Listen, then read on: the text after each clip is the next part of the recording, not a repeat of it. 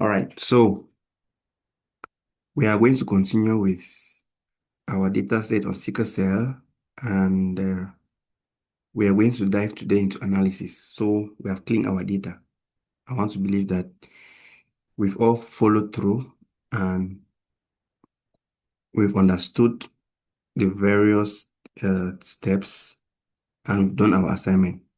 Even though nobody has shared theirs yet, I want to believe that we have done the assignment. All right. So just to revisit our objectives. Don't leave, oh, don't leave. Pardon?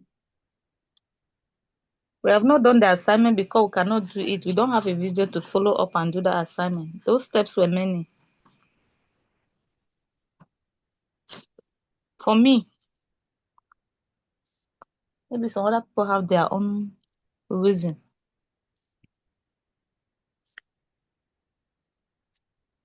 But do you understand the concept? That of yesterday, Yes. no. It means that the whole of yesterday we're wasting our time now. Seriously, that if we did if we did a recording that one could follow up and do the practical, it would have stick into the head.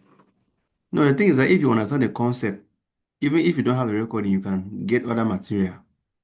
All these things, there are always videos on YouTube, but if you know what you're looking for on YouTube, if you search on YouTube how to recode into different variables or how to compute a new variable, if you search these things on YouTube, you're going to have videos that will actually show you how to do it. Similar things that we've done. It may not be the exact data set, but it will show you how to compute. And if you see how to compute a new variable in SPSS, you'll be able to remember what we have done. That's why I'm asking if you understood the concept, because that's what you should understand. You should understand the concept. Okay. Yes. Like, if I'm faced with this situation, what do I have to do? If I'm faced with a situation where I have to score data set, and then at the end of the day, I come out with one dependent variable. How do I do it?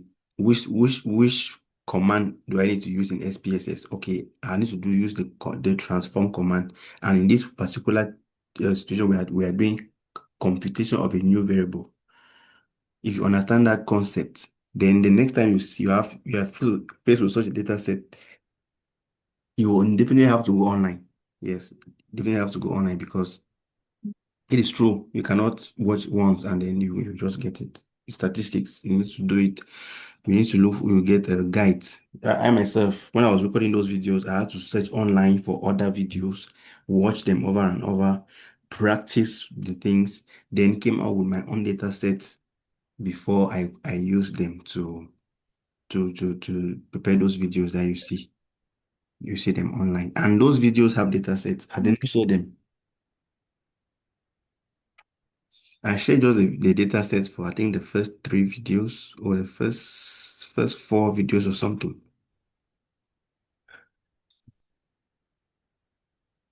Because I don't want it to be so it's dependent, like you just watch the video and then practice, because the data set that I even have for those videos are fictitious data sets.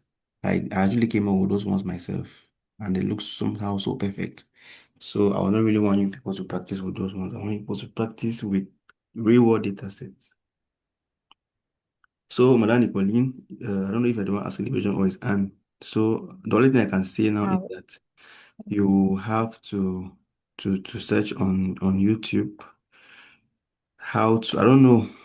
Yeah, but it's good that at least we have concluded that we should be recording the sessions so that you can always go through. You just have to search how to compute a a variable in SPSS using the sum function. If you have a notebook, you can note this down. How to compute a variable in SPSS using the sum function from other existing variables. Yeah. Then the next thing that you can search is how to recode into different variable in SPSS. If you search that online on YouTube, you should be able to have many videos that you will choose you use. And I also have another video that can help you on that. Even though okay. even this thing that we did yesterday, I have a video on like a scale. I will look for it and send to you. I think there's a video on like a scale that has Okay. I'll check it. If it has it, I'll share with you to look at it. But for today, I'm going to just ride on with this data set. I want to complete it today so that next week we'll go to a different data set with different objectives. So, okay, Okay. objective one is to assess the knowledge of council workers on premarital counseling and testing for sickle cell. Objective two is to identify the attitudes of council workers and then to find the practices. So when you look at these objectives, you'll find out that there is none that talks about maybe to compare or to correlate their knowledge with maybe demographic characteristics. It's not clearly shown here. But as an analyst, you know that we cannot be dealing with a thesis and you don't do inferential statistics. And once you see that the questionnaire already captured demographic characteristics, then it should be clear to you that you obviously do some comparison or some correlations or association between each of these variables and socio-demographic characteristics. It's a very simple data set because it has just uh, two parts. You have the parts that talk about the sickle cell, and you have the other part that talks about the demographics. But you will not find such a data set in most cases. In most cases, you have risk factors will come in, you have other things that will come in, which will further make it cumbersome. All right. So we have already clean our data and everything is set. If you see here, you should see that we have the knowledge which has been coded. I mean, you have knowledge, as and practice, which are scale, like the ones we came up with using the sum function after computation. And then we have the categories now. And this researcher wanted to have four categories, poor knowledge, good, very good, and excellent. Then for attitude, you cannot have poor and good. It's either it's negative or positive attitude toward something. Same for practice. Either the practices that they have towards this thing are positive practices or negative. So sometimes you can also guide the researcher because they may be thinking that you can say good or bad. Oh yeah, you can still go. You can still have poor practices and good practices. Yeah. Yeah. I think it can still work like that. I think we have to adjust this. So this should be the coding should be poor practices for 0, and then we should have good practices. I think that is the most appropriate English word to use. All right. All right. Then we have negative and positive attitude, and then we have this. So now this is where your theory comes in. You've already cleaned your data, everything is good to go. So what do you ask yourself now? Normally, the first thing that you do is that you do descriptive statistics of what your socio-demographic characteristics. That's the first thing you do in every data set. After you have done all the cleaning and adjustment, you describe who your participants are. Or if you are dealing with a laboratory experiment, you describe the type of experiment.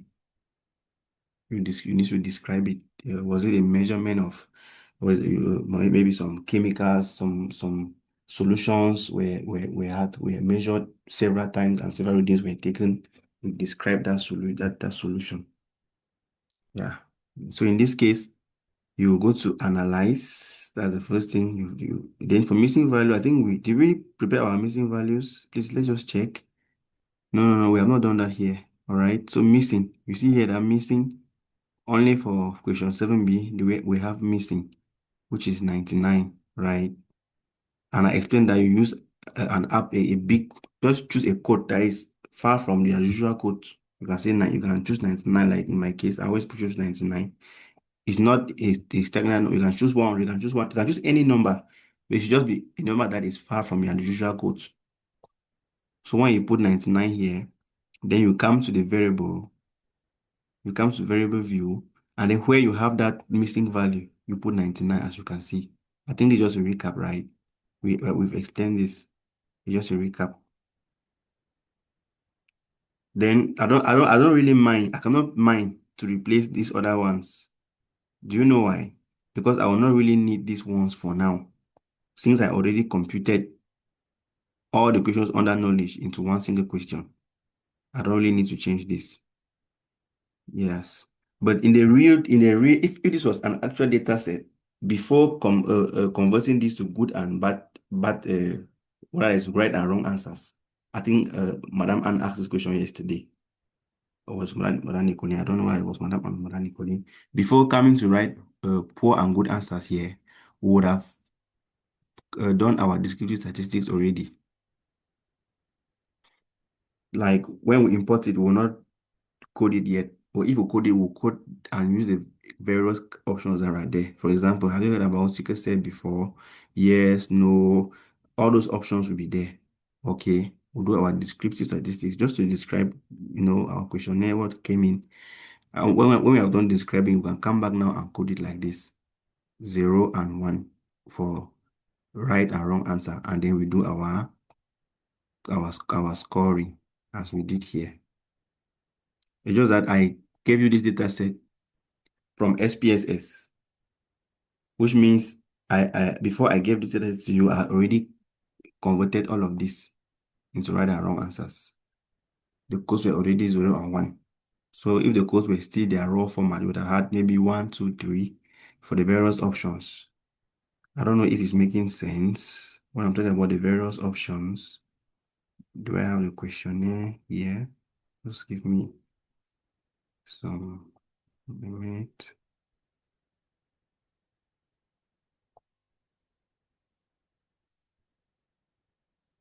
Okay. So what I'm saying is that for this section A, we have them. But for section B, that talks about knowledge. So what I was saying is, before coming to choose which one was right or wrong answer, we'll first of all do our descriptive statistics and prepare a table that has this as variables. And these ones will be the answers or the options. And then we give their percentages and their frequencies and percentages just to describe our data. It's important. So that's what I'm trying to explain. So we assume that we have already done this one, or that we are going to do it virtually in our minds. Since we don't have it here. All right. So you come to analyze. This way we're using analyze now. We come to analyze. You take descriptives since they are all categorical variables. Remember, I said if you have forgotten these terms, you can go back and rewatch lessons 1, 2, and 3, I think, so that you really understand these terms because they are going to be helping us a lot. Since they are all categorical variables, you will choose by frequencies. Okay. When you choose frequencies, you will select all the sociodemographic characteristics. So I can hold my control key. I click on sex, age group, level of education, religion, marital status. I think this status in the cancer is also is a social factor. And then those are them. And then I use this arrow and send them this way. If you look here, you see that display frequency tables, is already checked. So you don't need to check it again. Then if you like, you can add charts. You can come and click on charts and you take bar charts if you want to serve bar charts or pie charts. It depends on you. But I don't like using charts in SPSS, especially bar charts in SPSS because they are not visually attractive.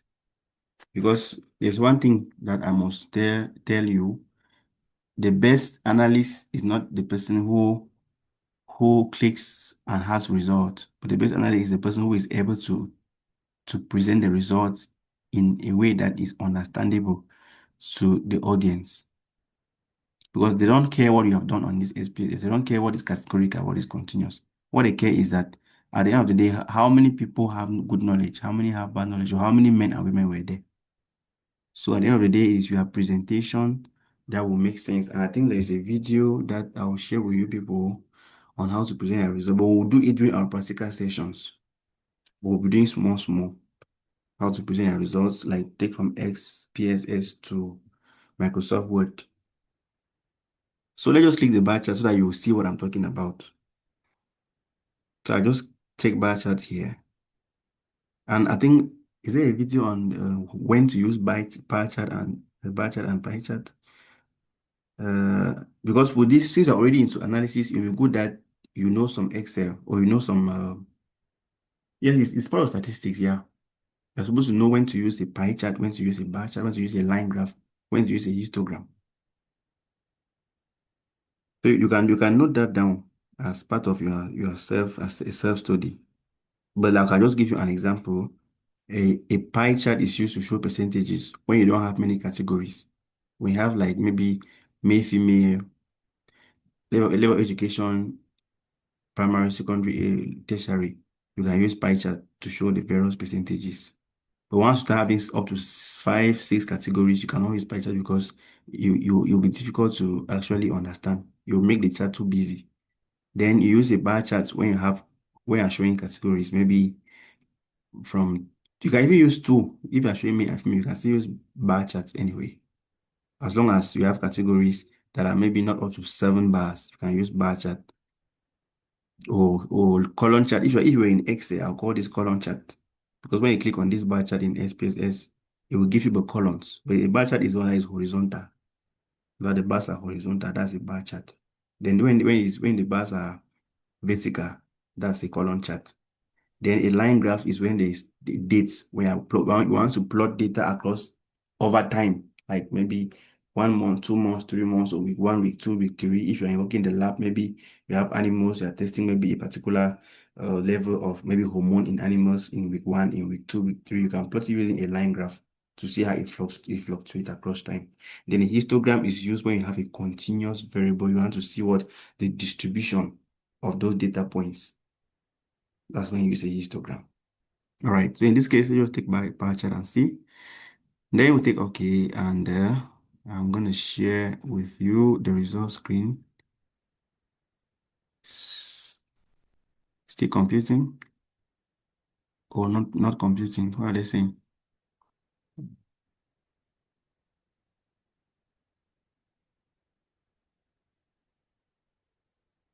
Normally we should have okay, it's taking some time because we have chats. All right, so when it comes, this is what you have, right? You have the sex, male and female. We already coded, and in the coding, in the variable view under values, we told SPSS that one means male, two means female. So you're actually going to see it here. And like we have missing values, you choose by what valid percent. Take note. Male, female, these are the various descriptive statistics, as you can see. We have them here. And look at the charts. So do these charts make sense to you? If they make sense to me, they don't really make any sense to me.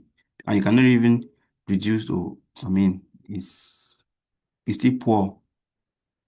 They may look nice anyway. Look at age group. You can already see that age group increases, right? From 19 to 28, 29 to 38, and greater than 38 for the council workers. The highest are those who are above 38 years.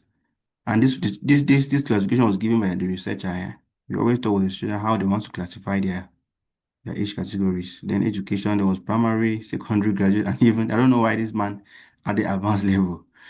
You know, it's funny, but you should have primary, secondary, and tertiary. That makes sense. Some people want to add high school.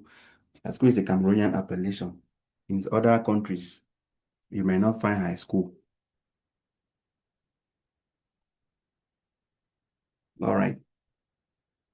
So you see the charts, right? They don't really make sense to me. So if you want to plot a chart, because the website can represent your data either in tables or charts, but if you want to add at least add one chart, that can be during the time you are talking for you are presenting knowledge of participants. I don't really think you need to plot any chart here. But if at all you want to plot chart to show sex and age group, you can do that in Excel. I think you have good charts there. All right, so you have the sheet that the data comes in SPSS in what different in each table, each variable has its own table. But if you want to put this data in Microsoft Word, you are not going to to copy each table, right? You will join this. So let's just do it so that we'll flow because we don't have much today. So let me just open a Microsoft Word, call result, and then um we do it. So please follow closely because in the next classes, I will be giving you assignments. When I give the data sets, you're going to prepare the demographic characteristics. So that when we come, we'll just go straight to inferential statistics. So I'll do this just once here. You have seen how we have run the data, and then now let me share this. Is it what I'm sharing? Yes, I'm already sharing the screen. Hope you can see. Can you see? Yes, I can see it. Okay. Mr. Prince, welcome. You're just low key. Hope you are following. I'm following. Okay. All right. So let's say we have our results here, and maybe we want to centralize it. So you need to also know some Microsoft Word, right? So in learning SPSS, you have to learn Excel and also learn Microsoft Word. So let's say we have our results there, and most schools present the so let's assume that it's thesis, right? And the result is always chapter what? Is it chapter 4? Let's assume that. Yes, it's always chapter 4. So we have that, and then so I think 4.1 now will be what? Socio demographic characteristics of study participants, right? So we can bring this to 12 points. All right. So this is what you do. You know that for this table, we need how many columns? We need 3 columns, right? The variable column, frequency column, and the percentage column. So we need 3 columns and many rows. So my cursor is blinking here. My cursor is blinking. I'll come to insert. Now I'll take table. Then I need 3 columns and maybe many rows. We can add the rows as we want. So when I just do that, a table comes in, and this is variable. And then this is what frequency, which is small n, and then this is what percentage, right? Good. So that's it. Put it that way. Then what's our first variable? First variable is sex. We have sex, we have age group. But let's start with sex. So we have sex, I'll write sex here. All right. Now, so for the other one, I'll not type, I'll just go and copy in SPSS. Let me show you. Where is our results? This is our results. Hope you can see now. So now I'll copy from here, but I'll be very skeptical. I'll be very vigilant to ensure that I don't copy this percent here. Since we have a missing value, I'll copy the valid percent, which means I'll copy from male to frequency. Then I'll go and paste. Then when I come back, I'll copy this valid percent. So to copy data in a table in SPSS, you double click on that table.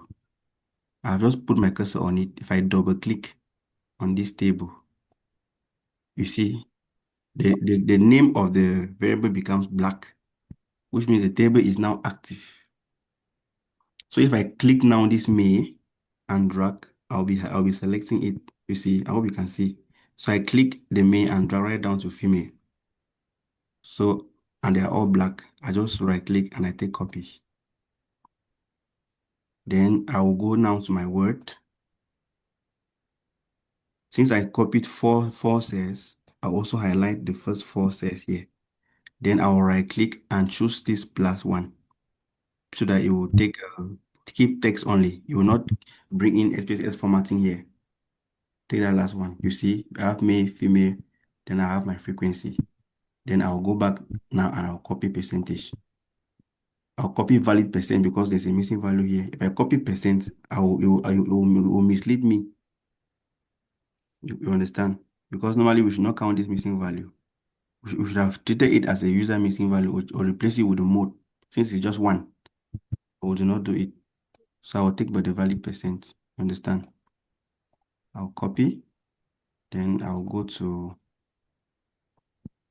This one, I highlight it and I paste it here. Choose this. Then since we are dealing with categories, I'll just give a paragraph like indent. I can just say, I can just tap I put my cursor before the mail and I tap 3 times. I tap 3 times like this. You see. Then the next one, I think is age group. I'll type age group. So my variables are bold, are in bold, right? Mm-hmm. Who is calling me to a please 1 minute.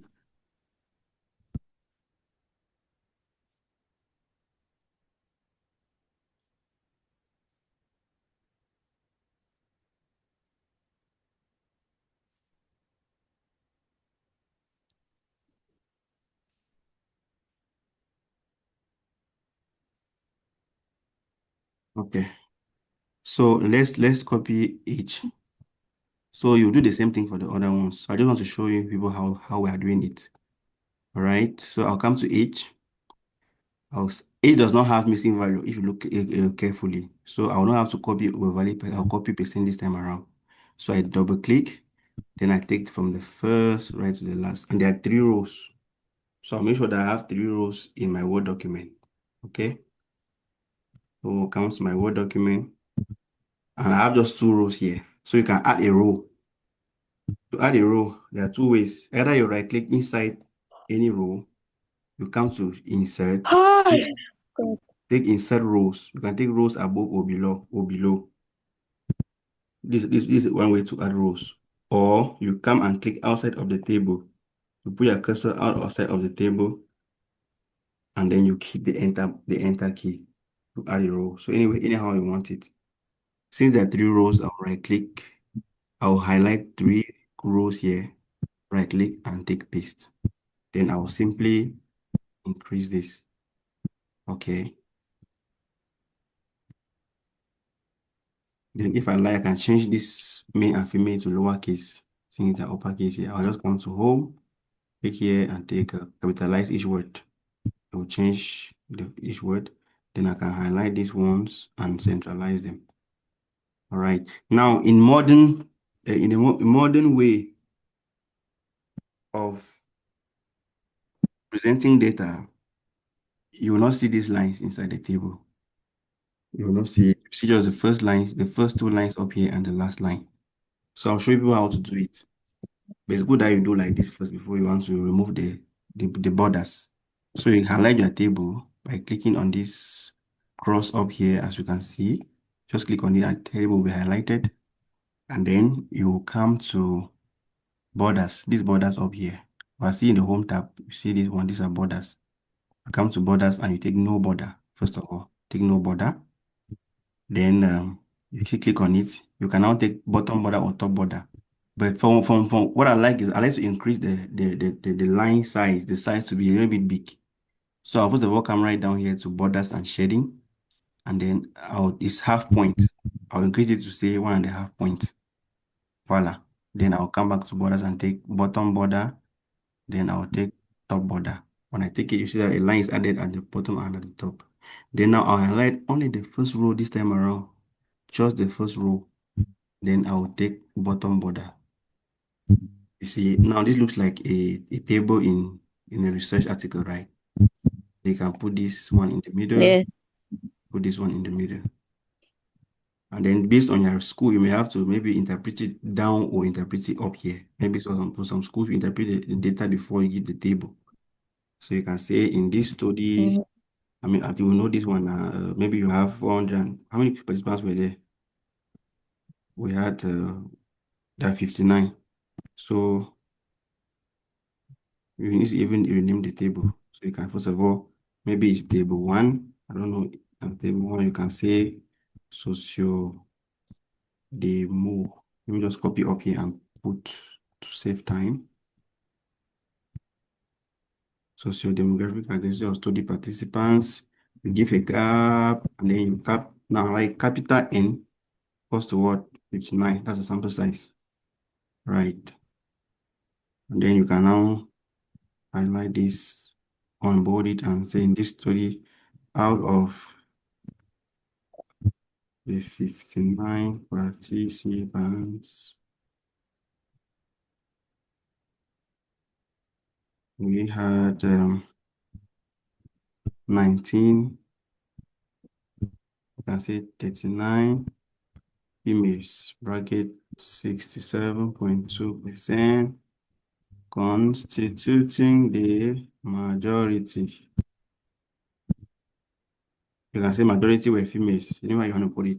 You just interpret. Then at the end, you say table one. You point the reader to table one. Mhm.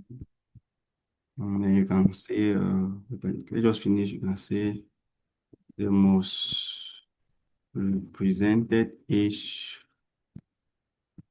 group was.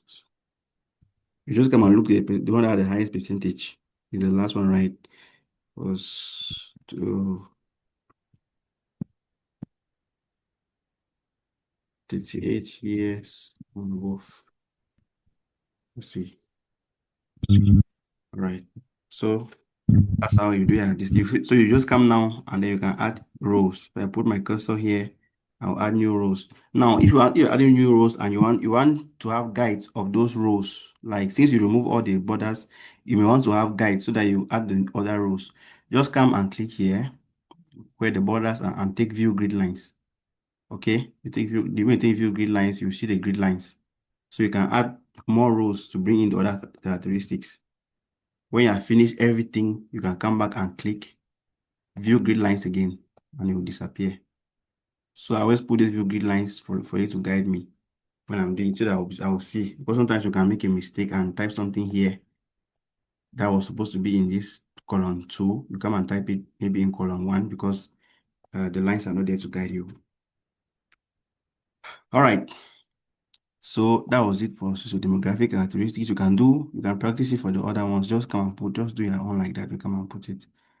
So this is what will take you time in SPSS. It's going to be presenting your results.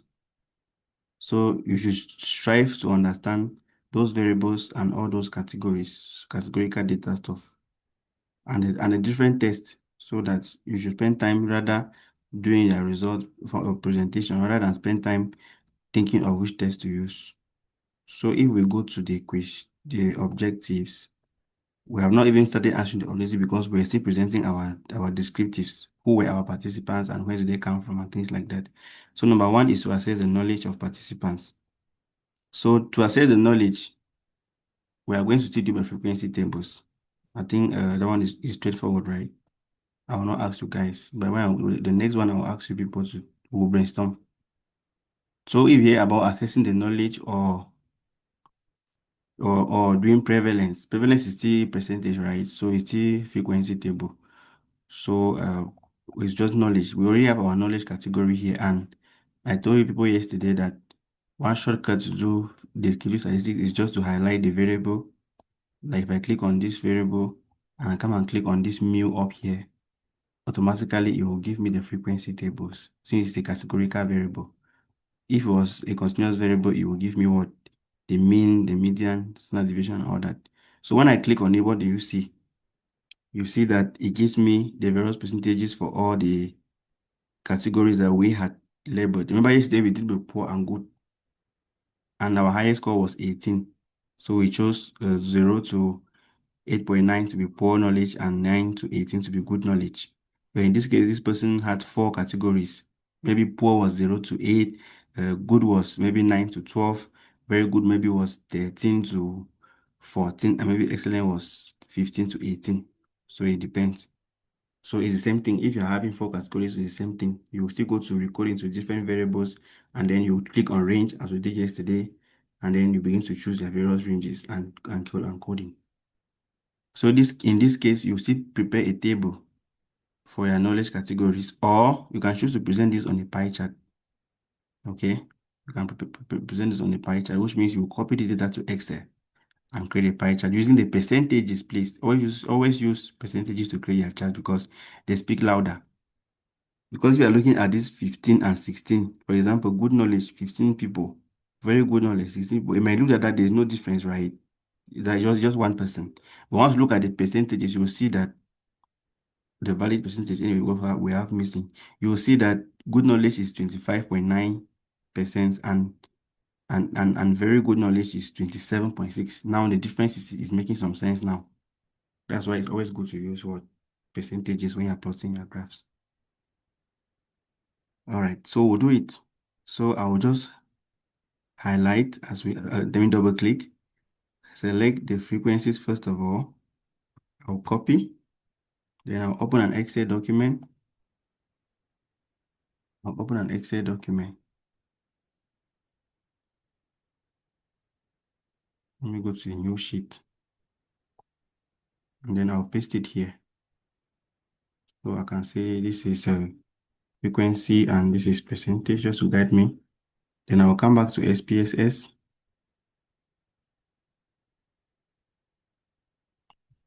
Where are those results? Come back to SPSS and I'll copy the valid percent. Remember, we say we are copying valid percent because of the missing value. But I don't know if you are looking if you look vigil, you are looking where you will see that yeah, the valid percent sum up to 100. But now excluding the missing value. But if the percentage sum up to 100 including the missing value.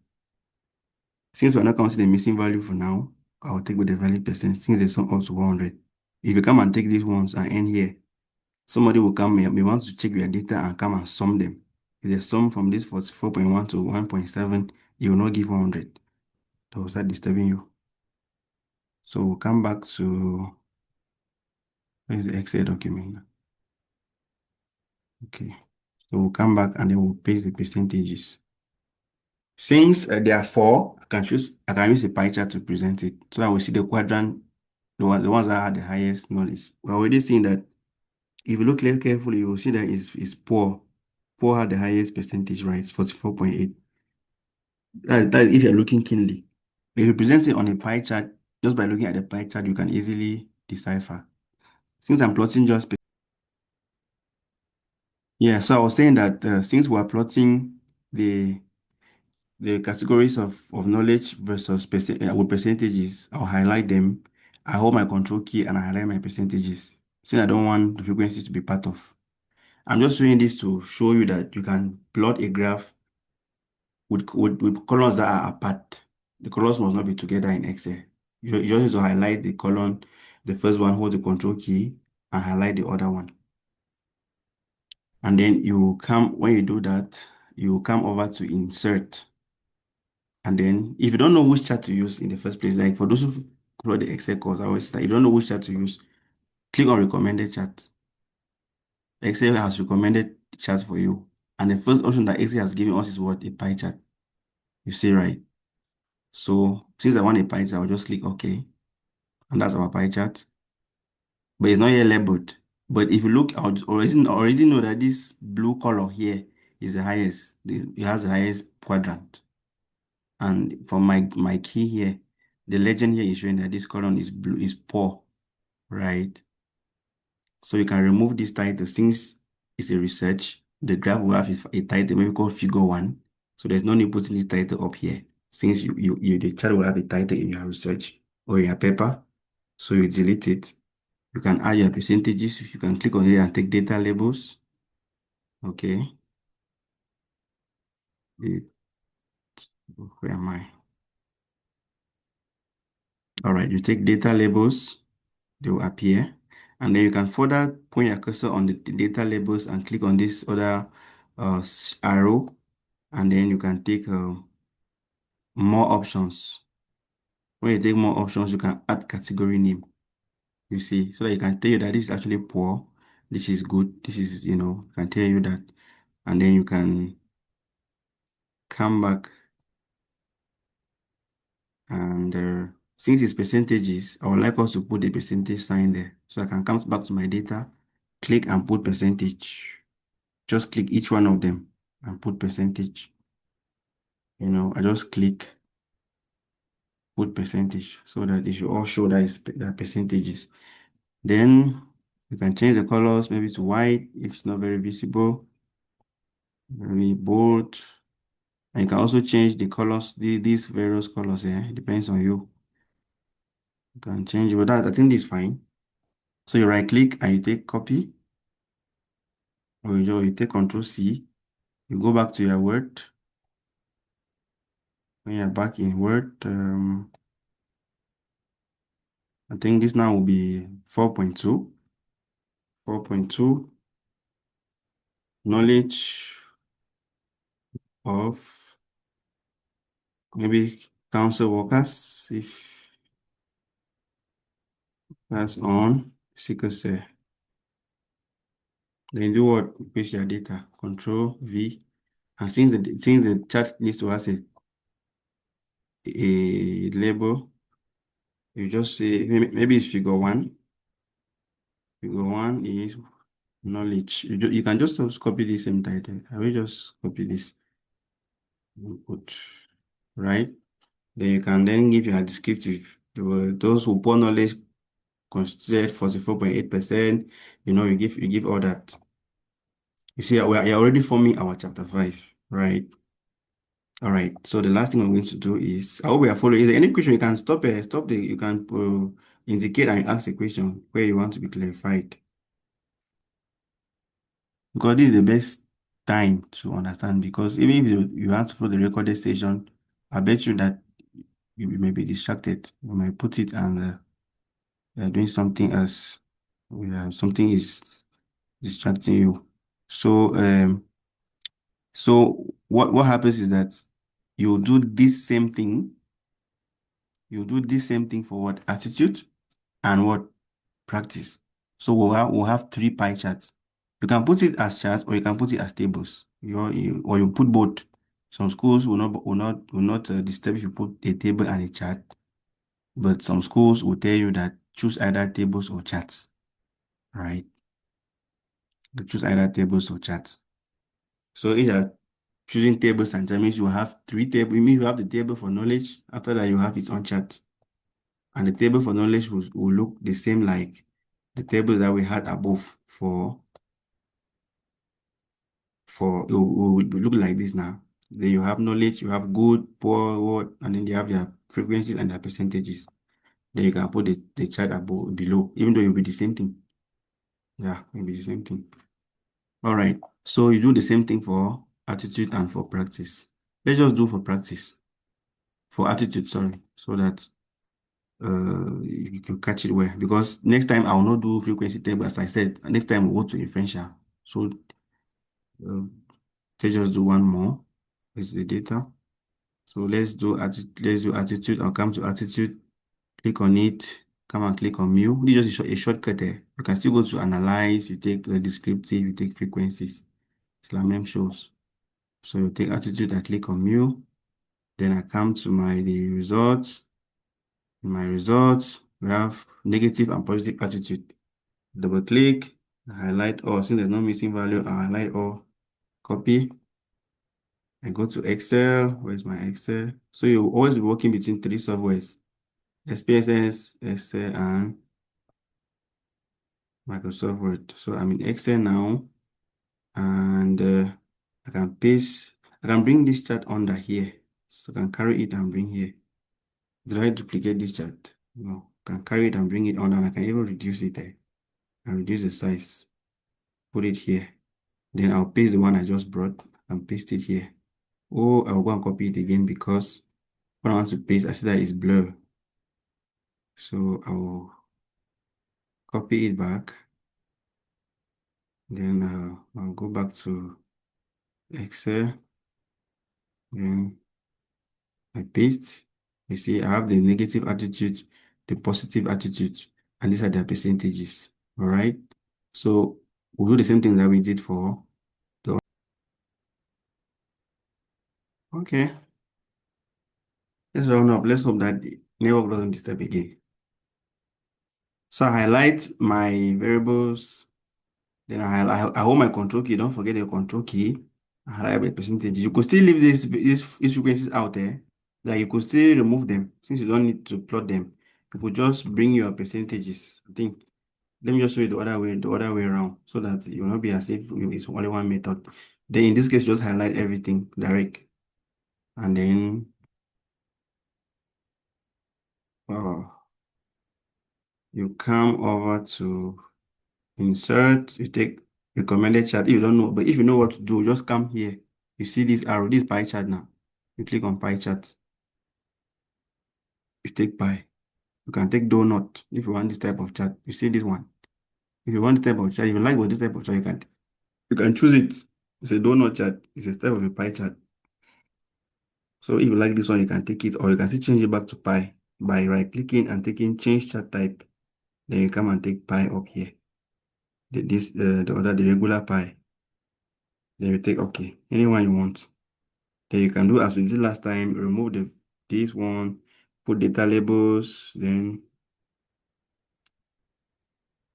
uh, click on the arrow, take more options, take category name. And then you can even come back, click again on this plus. This one, you only have this plus if you're using Microsoft 2013 upward. If your computer has Microsoft 2010, you will not have this option. You need to do, it's a bit lengthy, so you can upgrade it. So you can come here and you take a data call out so that the labeling should be outside of the quadrants of your pie chart. All right. Then you can copy it. You go to your Word. Okay. And then you paste it in your Word.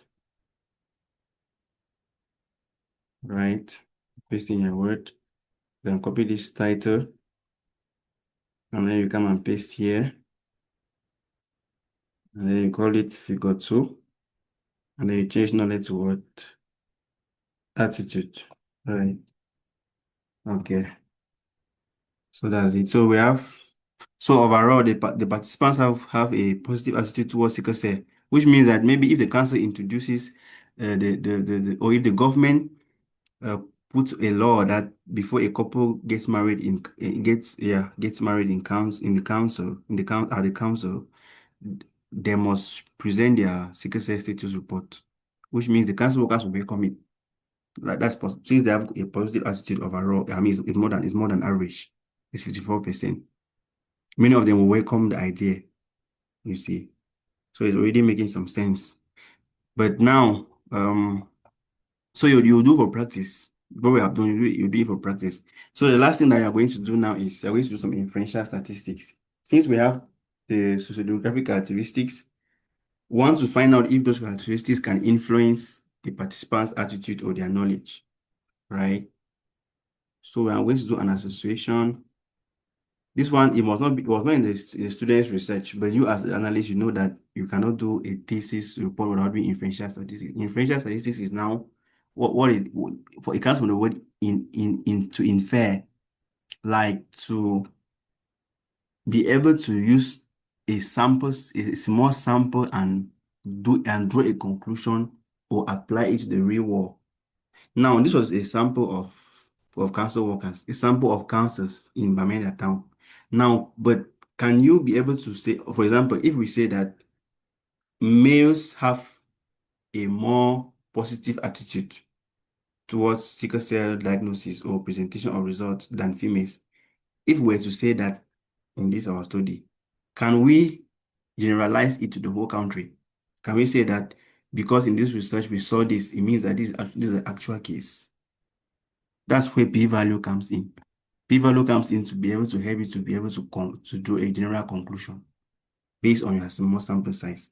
Because since we don't have resources to interview everybody, you just interview a sample and then you use statistics now to do what? To infer. Like most of what we used to call in school, back then in school, that you extrapolate. When you draw your graph, you extrapolate to know the next value. So you just want to say, okay, can we agree? So sometimes your data can make sense, your result can make sense to your sample, but it might not be generalized to the entire population. And that is where some students used to get it wrong because they feel that your data should always you should ever have a significant p-value. So once they are putting their hypothesis that maybe council workers generally have poor knowledge, and then you come now and see that, okay, they may even have a good knowledge, but it's not significant or significant. They will start saying, why is my data not significant? Or they will start making it as if it's the analyst's fault That data is not significant. Meanwhile, it's research. You went out to find out something. You have come up with the result. It must not be the way you wanted it. You wanted it to be. So that's what we should always tell our but most researchers already know this. Those who always have this problem are students, student researchers. Those are doing their final year thesis. Especially those ones for BSc. At least for master students, they already understand this. Not to talk of PhD. So we can see we're doing some association between, let's say, socio-demographic characteristics and knowledge. So we'll do the same for attitude and practice, but we'll do one. The idea is the same. So if we do one, you can be able to practice and do the other two. That's why we have 1 week before the next class, so that you can use that 1 week to, while practicing, you are following up the other videos. We don't even have new videos again. We have just about 3 videos I will give, like a scale, survival analysis. I think just 3 videos I can give up. I can give the other videos. You just need to go back and watch them. Go back and watch them over and over. All right. And knowledge of we can see participants. So there are participants there. Or council workers. Sickle cell. All right. So there are various tests that we have seen. Please, you need to know when to use which test, because this time around, when we start talking about association, correlation, to check the relationship, all those terms, when you start getting these terms, just know that we are looking at tests that we have seen. So you should be able to already know from your theory which test we are using. All right. For those who went through the video and they have forgotten, we have non-parametric tests. Let me even come out with a table. This is just a summary of that lesson, but I think that so we have non-parametric tests are tests that are run when your sample size is not normally distributed and when you have or when you have categorical data. Because with categorical data, automatically we don't talk about the normal distribution because we have the categories. So we have non-parametric tests and we have what? We have parametric tests. So that's the first thing. We need to know which is which. Under this one, we have seen the Wilcoxon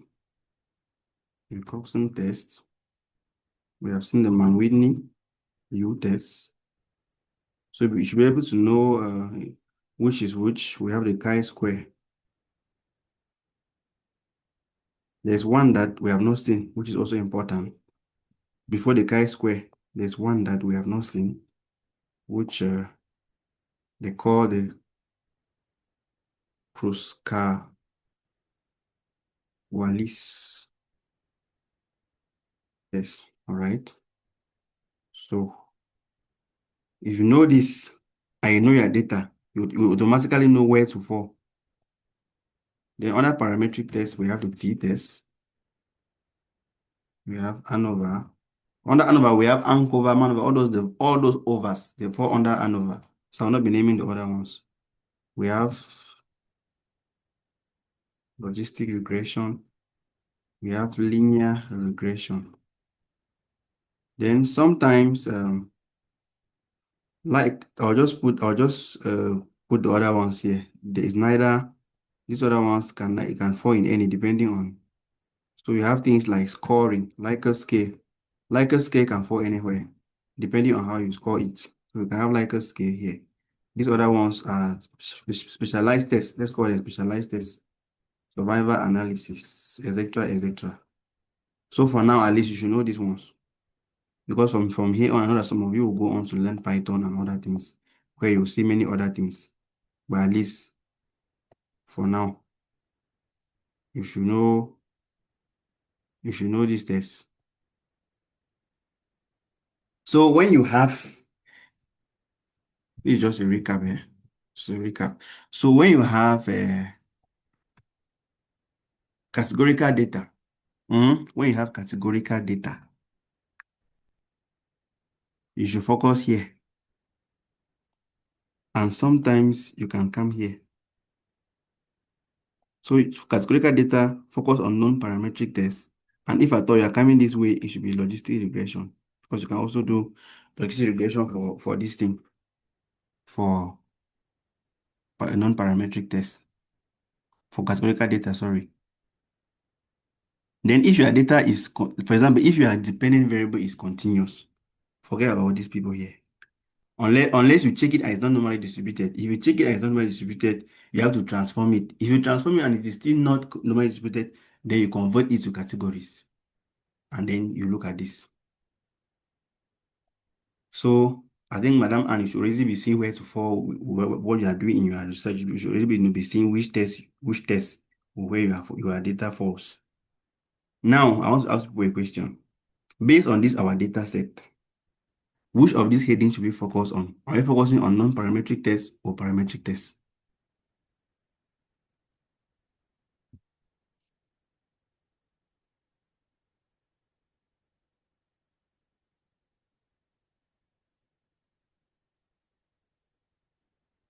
Based on what I've explained, who can answer? This data set we have been working, this data on sickle cell. Which heading should we look at?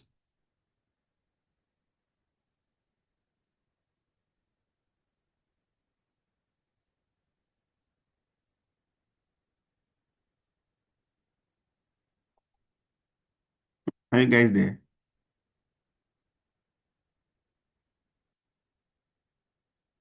No? Yes, Madam Nicolene. Parametric test. Pardon? Parametric test. Parametric test. That's what Madam Nicolene says. What about you, Mr. Prince?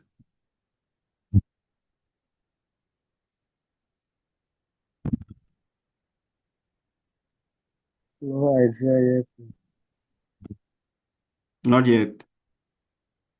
Madam Anne. No. Based on this our data set, let me even share the data set so that people should be looking at it. Based on this our data set, which heading are we looking at? Are we looking at parametric tests or non-parametric tests? This is our data.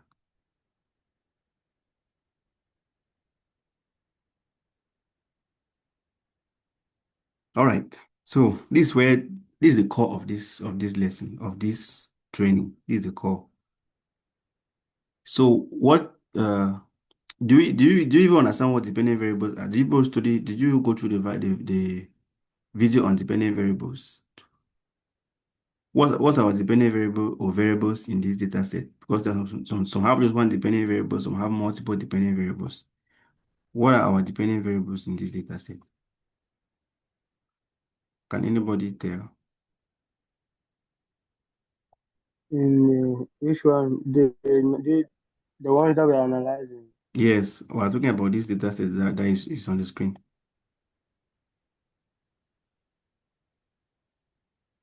What's our dependent variable? Let me go to variable view. These are the variables here.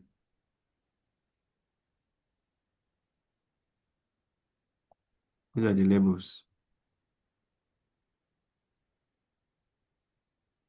Okay, that's why I keep saying that you have to go back and watch those preliminary videos because I bet you people, if you don't understand what variables are, you will never understand statistics. It's just like I don't know. It's just like algebra in maths.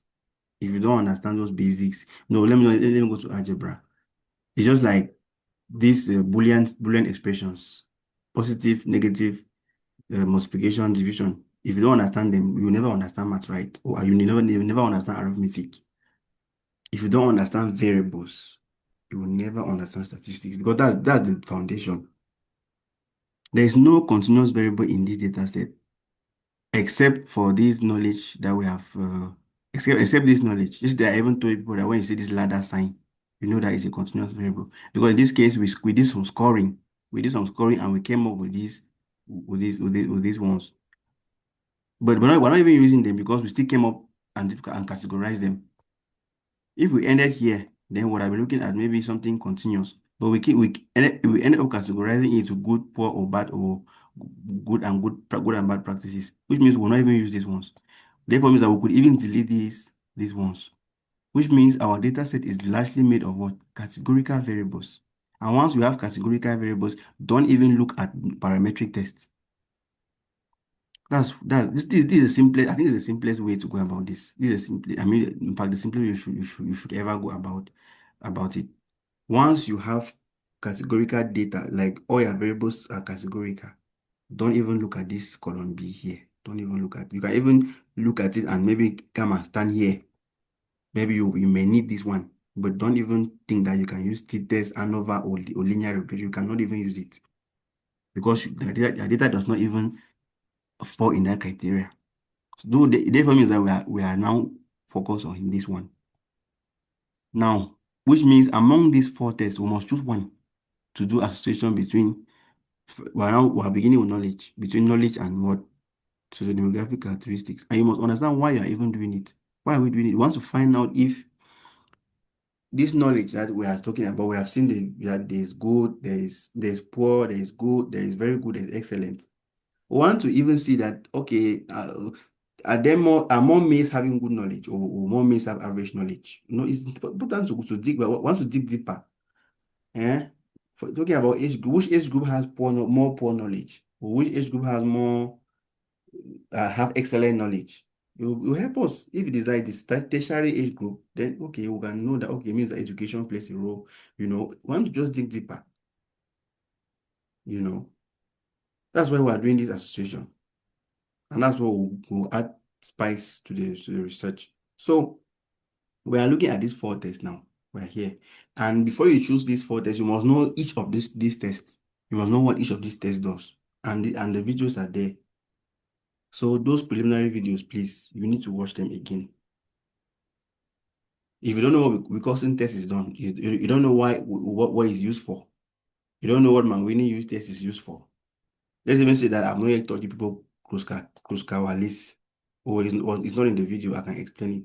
If you don't know what chi-square is used for, then you will not be able to do inferential statistics in any software, because these are the bases. You go to Python, you still need to use it, because Python, you're writing code, but it's still about these things. You go to R, you're writing codes, but it's still about chi-square dot this, this is dot this, histogram times this. You just write the codes and you still centers around and over this. You see LR, that means linear regression in R, and Python is the same thing. So if you know it here, you just simply apply it in the other software that you will learn tomorrow, and maybe go one step further, because like I said, this thing is vast, but at least these are the fundamentals. So I know that I'm comparing, I'm looking at knowledge and demographic factors. And I know very well that I already have categories that are more than two. I'm not comparing knowledge in two groups. Maybe in sex, it is better. In sex, I can say I'm comparing knowledge in two groups, male and female. Yes. But I see that automatically I'm having maybe level of education that has three groups. Other variables have more than three groups. I mean, I'm not saying it from the air. We have it up here. You see that this already has more than three groups. So because I already have more than three groups, I cannot even choose my Whitney. Because my Whitney is only when you have two groups of two independent groups, and you're comparing an outcome between those two groups. Maybe test scores between male and female. This one could go if you're comparing knowledge scores for male and female. But you will not even see good, because the knowledge score in this case, they are not continuous scores. They are categorized. So you cannot even use my Whitney. Recursion here cannot even go, because recursion is something that you do before and after. Like those of us who are into humanitarian work, you go to a seminar, they give you pre-test, and then after the seminar, they give you a post-test, then to compare your result before and after. Or those who are into research like Madam Anne, maybe you have a cohort that you take maybe blood samples or do some tests on chemicals before you give a treatment, and then after the treatment you test again the same thing to see if that treatment had an effect on them. That's when you use Wilcoxon test if it is categorical or if it's not continuous, not normally distributed. Because our list, you don't even know which if you have more than 3 groups, which means at the end of the day, we are using chi-square. That's the only test that is left. And if you even see association in any research, when I start seeing the word association, first thing, think of chi-square. In fact, this is one of the most used tests in basic research. I'm not saying that you use it all the time, but at least you should know that if you take 10 research papers now, at least 7 of them will have chi-square. Because most surveys are categorical data. So you even end up with chi-square. And if you see association, know that first thing about chi-square. In some cases, you will not be chi-square. So use this method I've given you, the method of elimination. If you see correlation, it is straightforward. There's correlation in this thing, SPSS. You just go analyze, you take descriptive, you take correlate. That one is when you have 2 samples. You want to see if there's a relationship between them. So at the end of the day, we're using chi-square. We're using chi-square.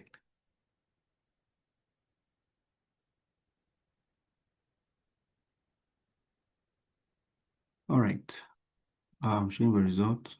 So let's just run another way above time, just that my network was disturbing. Normally, it should not be more than 1 hour. So let's just round up, please. So I will come to my data sets. I come to analyze. I'll take descriptives in this case, but I'll take crosstabs.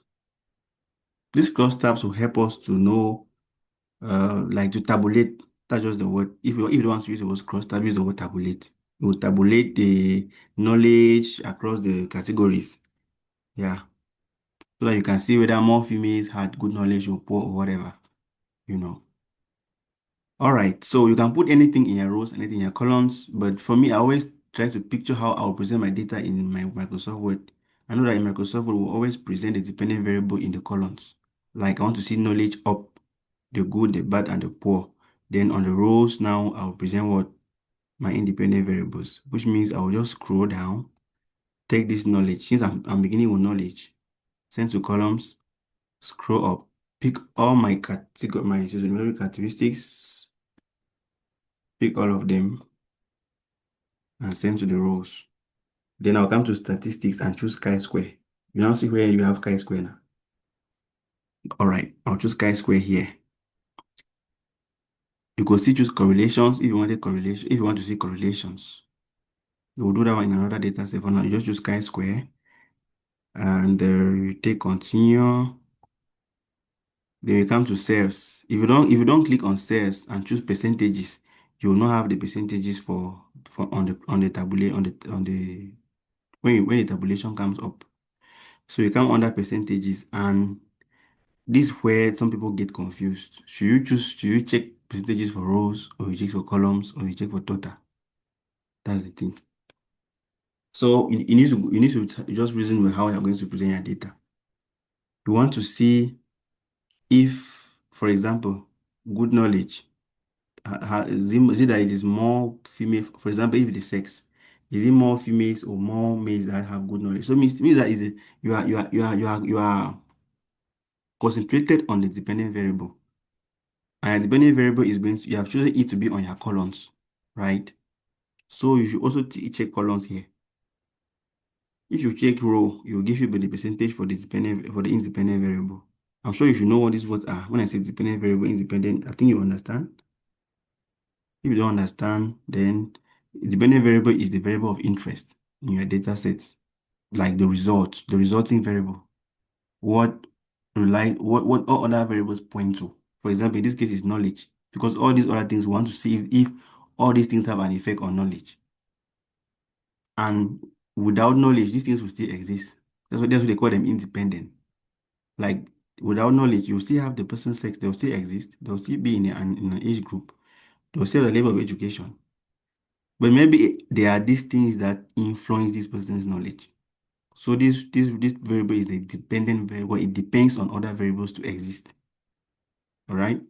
So you can read more about it, and or we'll watch the videos on all that. So I click on colon and I take continue and I take OK. All right, then you come to the result. All right, you come to the results and you see that for each of the independent variable, you have its own table. Like for knowledge, you have sex. For sex, you have sex and knowledge crossed up. You see this is it here, and you see that the knowledge are on the columns as we put them: poor, good, very good, excellent, and then the independent variables are on the rows, right? And then this is the on chi this table now under is a chi-square table. This is a chi-square value. When people always see the right x square, this is what they call x square, this value here. And then this is the p-value. You will never see p-value in SPSS, but you will see this asymptotic significance, two-sided.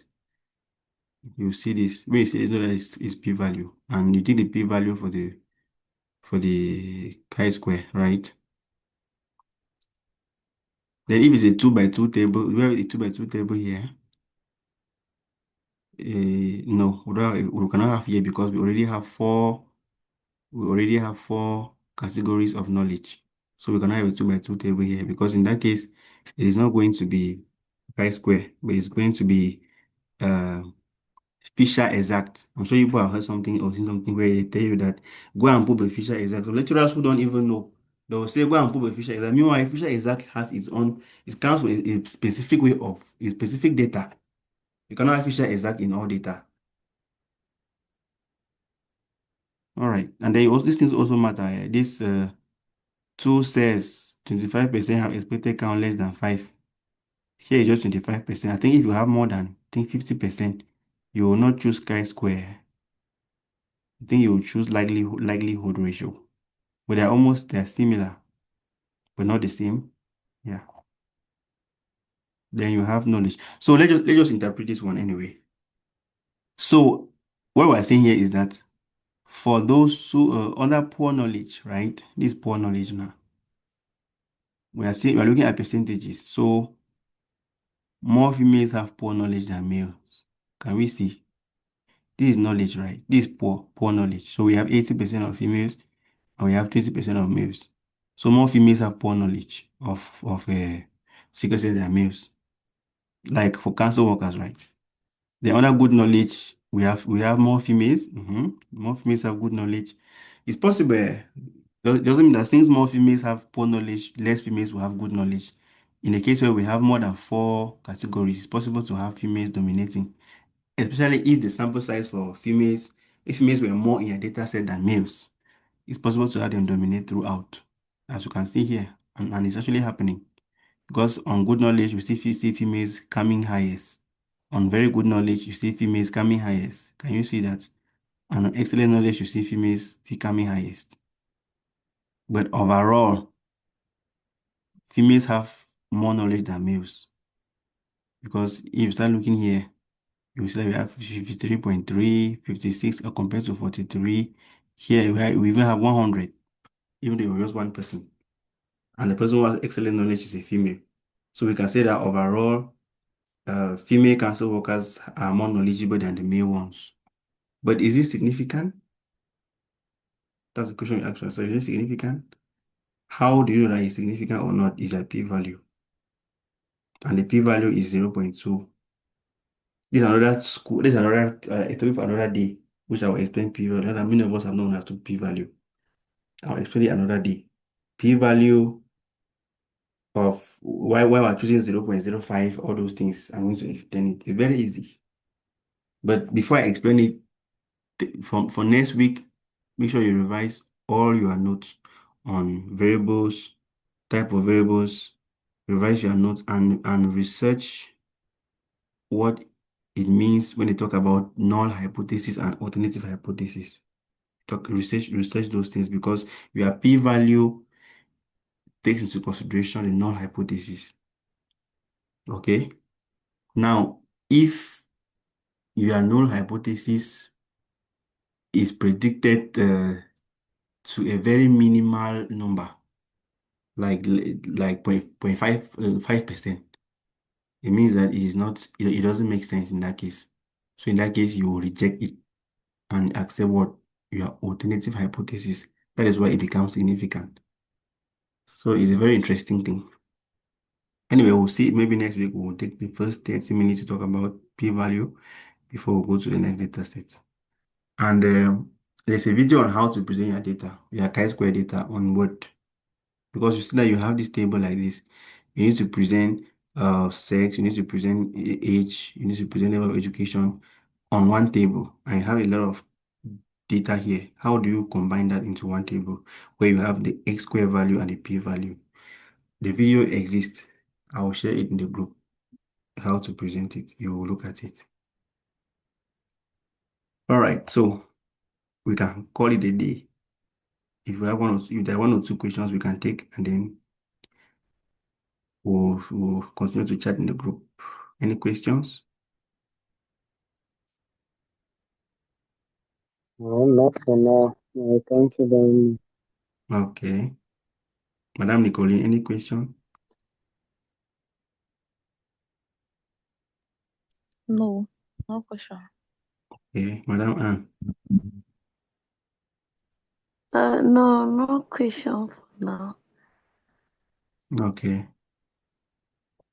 All right. Thank you. I'm going to, I think since the recording was, on and off, I'll have to take some time to combine into one before I share. So I might share it later in the night or tomorrow in the morning. All right. Please, hello. Yes. Please, can you show a bit how you calculated that 5% that for the abstract value that we used last time for the missing value? How to see it is five less than 5% or more than 5%? Okay. Yes.